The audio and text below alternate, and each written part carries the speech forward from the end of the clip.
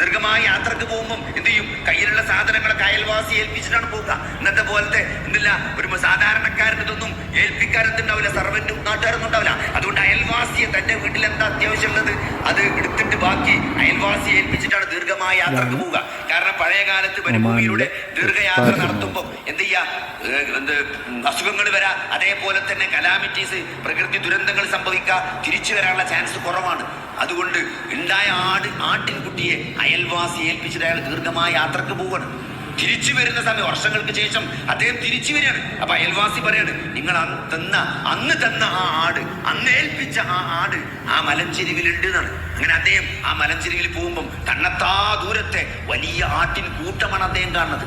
ആട്ടിൻകൂട്ടമാണ്. അപ്പോ ഒരാടിനെ ഏൽപ്പിച്ചിട്ട് ഒരാട്ടിൻകൂട്ടത്തെ ഇവിടെ കാണുന്നത്. അപ്പൊ തിരിച്ചു വന്ന് ചോദിക്കുമ്പോൾ പറയണത്, അത് മുഴുവൻ നിങ്ങളുടെ ആടാണ്, നിങ്ങളുടെ ആട് പെറ്റുപെരുകിയുണ്ടായ ആട്ടിൻകൂട്ടമാണ് ആ മലഞ്ചെരിവിൽ മുഴുവൻ നിങ്ങൾ കാണുന്നത്, അത് മുഴുവൻ നിങ്ങൾക്കുള്ളതാണ് എന്ന് പറയുമ്പോൾ ആ മനുഷ്യനുണ്ടാകുന്ന സന്തോഷത്രയാണ്.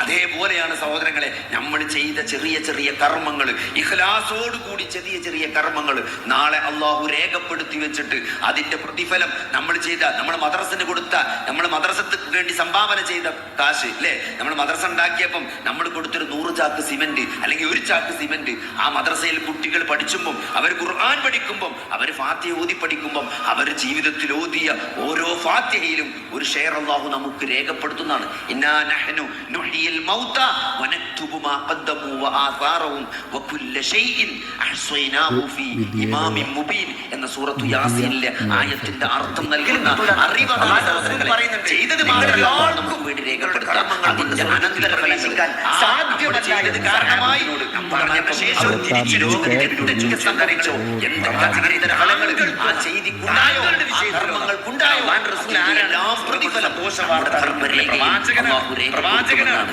അതുകൊണ്ട് ഒന്നും നഷ്ടപ്പെടില്ല.